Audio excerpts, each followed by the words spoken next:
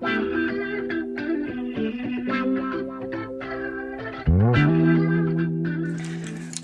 a little bit. Now this is completely different stone. This is around the doorway and much smoother. So we start off with a little bit of white, like that. I'm not going to put it in there at the moment because that's going to be very dark. Just down there, and then a little ivory on top of that. Same principle is going to apply here. We don't want to put too much on. Once we reach the desired effect, we leave it alone, and that's a long way off yet. Now what I'm going to do now is use a little bit of ochre. The idea here is to bring in a little bit of shading down this side. Now I know it looks ochre at the moment, and I really need to have grey on that, but we're going to put grey on. And again, all of these areas would be smooth but similar in tone. Much more uniform, in fact, than the stone over here. Now here we're going to come in just a little bit more detail, coming down here, like that. And again, these are recessed, so they're going to be in shadow. And then that one down there. Now they can now be shaded in. That's good.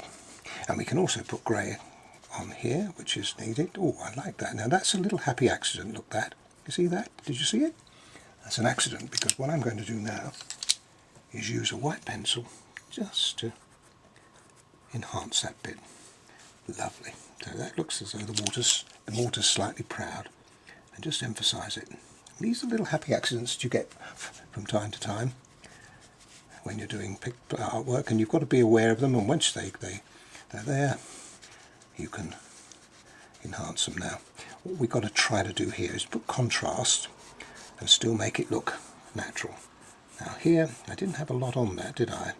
I left it alone, so that's my dark area. I want it to be dark, but it's also inside that area there's a darker area still. Now watch, I'll show you what I mean. I'm using my ivory pencil, so we've got kind of like a slightly more shade on, and then inside there it's much darker, so we're going with my very dark sepia. There we are. Now we can also use a little bit of that same colour on top of what I've just done. That was grey, and now you've got a lovely recess there. Okay, now I'm pleased with that, but what I'm going to do now is use my colour shaper. Now I use this when I want to smooth something down, and you can see the difference that makes on that. Unbelievable. Look at that. You have to be careful with this because it does tend to overblend. So as long as you're careful, you end up with the effects that I've created there, which is rather nice. Now with my sharp, these are very sharp now, I've sharpened it up. Dark sepia colour. I'm coming in with a little bit more detail down there. Slightly overdone at this stage, because what we're going to do, as you will see, is bring it all back. There's just down there, that's where the doorway meets, coming down there to there, that's it. Doorway meets the mortar, and with a little bit of shadow coming down there.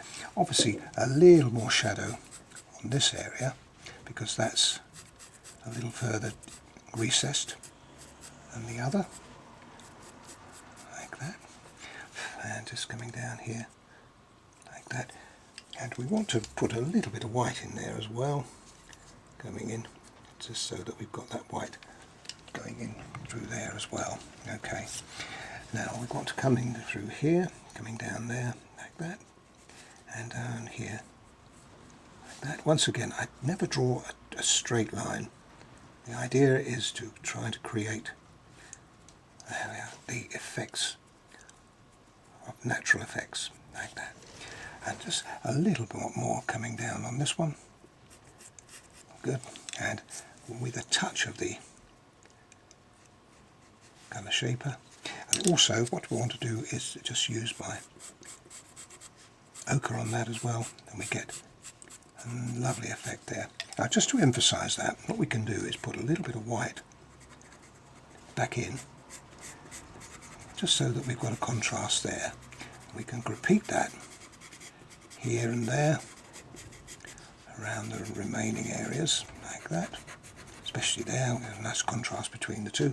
In fact, what I'll also do is put a little bit of white there. Look, see, all these little tiny bits of detail make such a difference.